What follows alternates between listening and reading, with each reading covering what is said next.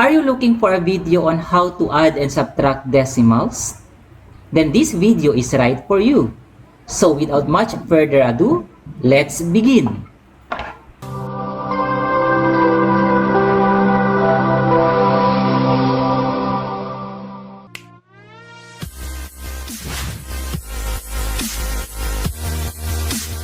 Hi! Welcome to my YouTube channel. My name is CARPIO, a math teacher and a coach, and I do math tutorial in my YouTube channel. If you have been to my channel before, welcome back. And if it is your first time to visit my channel, hit the subscribe button found below and hit the notification bell for you to be notified every time I upload new video. And if you think that the content of my YouTube channel is worth sharing with others, kindly share it with them and leave a comment on the comment section found below. Gracias! In this video, I'm going to present to you how to add and subtract decimals. So how do we add or subtract decimals? In adding or subtracting decimals, we can follow the following steps. First, line up all numbers vertically so that the decimal points are aligned vertically. However, if one of the numbers is a whole number, add a decimal point to it after the last digit. Number 2, make all numbers the same in number of decimal places by adding zeros. Number 3, add or subtract starting from the rightmost part. Regroup when necessary. And number 4, put the decimal point in the result aligned with the decimal points in the given numbers. So let us have example number 1. We have here add 34 hundredths and 23 and 674 thousandths. So first we are going to align our addends vertically. So we have 0.34 and then plus 23.674. The purpose of aligning the decimal points is for us to align the decimal places so that all tenths must be in one column and all hundredths must be in one column and so on. And then after aligning, we have to make the number of decimal places the same by adding 0. So since the first addend has only 2 decimal places, so we can add 1 0 to make it 3 decimal places similar to the second addend. Since adding 0 will not affect the value of the number. So after that, we can start adding starting from the rightmost part of the given numbers. So we can start adding 4 and 0. So 4 plus 0 will give us 4. 7 plus 4 will give us 11. So we will write here 1, regroup 1. 6 plus 3 is 9 plus 1 is 10. 0, regroup 1. 3 plus 0 is 3 plus 1 is 4. And then bring down the 2. And then we are going to align the decimal point in the result with the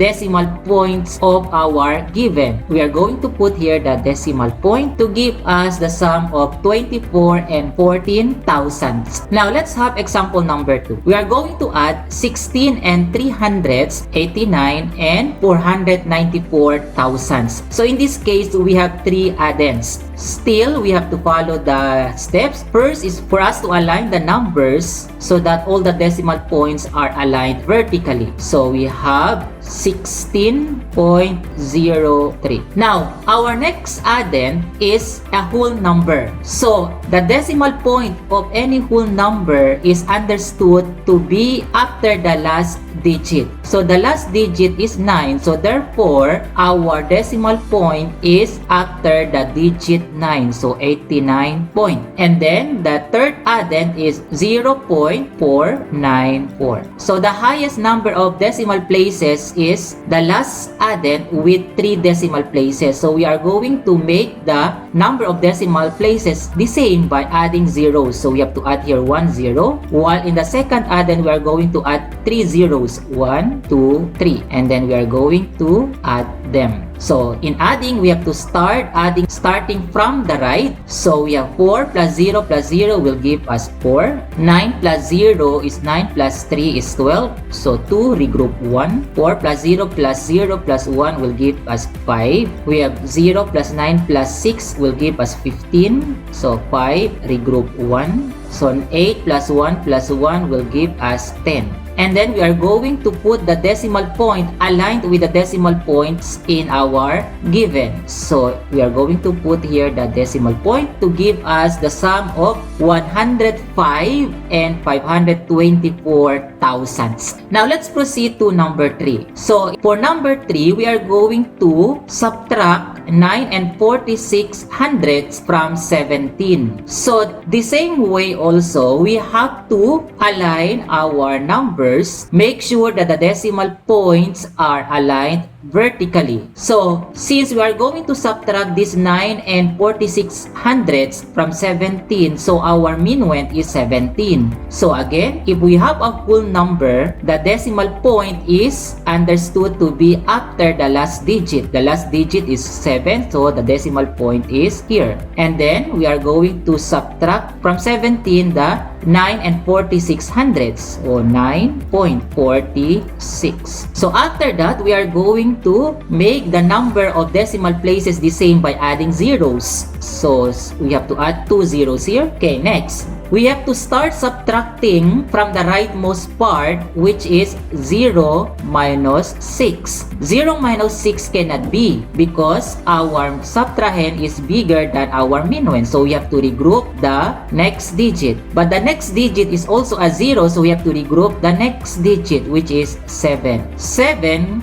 will become 6, and this first 0, or the 0 in the tens place, will become 10 over 10. But since we have to regroup this digit also, so this 10 will become 9 over 10, and this will become 10 over 100. So we can now subtract. 10 over 100 minus 6 over 100, or 10 minus 6 is 4. 9 over 10 minus 4 over 10, or 9 minus 4 is 5. 6 minus 9 cannot be, so we have to regroup this digit. 1 will become 0, and then we have to regroup this 6 to become 16. And 16 minus 9 is 7. And then we are going to align the decimal point with the decimal points in the given numbers. So our decimal point is here to give a difference of 7 and 54 hundredths. So let us have example number 4. We have here, find the difference between 4 and 1 hundredths and 1 and 9 10,000ths. So our minuend is 4 and 1 hundredths. So we will write here 4.01 minus 1.0009. So the next step is for us to make the number of decimal places the same by adding zeros. So we have to add 2 zeros here. After that, we are going to start subtracting from the rightmost part, which is 0 minus 9. 0 minus 9 cannot be since our subtrahend is bigger than the minuend. So we have to regroup the next digit. Since the next digit is 0, so we have to regroup the next digit, which is 1. So this 1 will become 0, and this 0 next to it will become 10. However, we need to regroup this 10 also so that we can subtract the digits in the 10,000ths place. So this 10 will become 9, and this 0 will become 10. So 10 minus 9 is 1. 9 minus 0 is 9. 0 minus 0 is 0. 0 minus 0 is also 0. 4 minus 1 is 3. And then after that, we have to align the decimal point in the difference with the decimal points in the given numbers. So we have to put here the decimal point to give us the difference of 3 and 91 10,000ths. So there you have it, how to add or subtract decimal numbers. So I hope that you have learned and enjoyed watching this video. See you again in my next video. Thank you.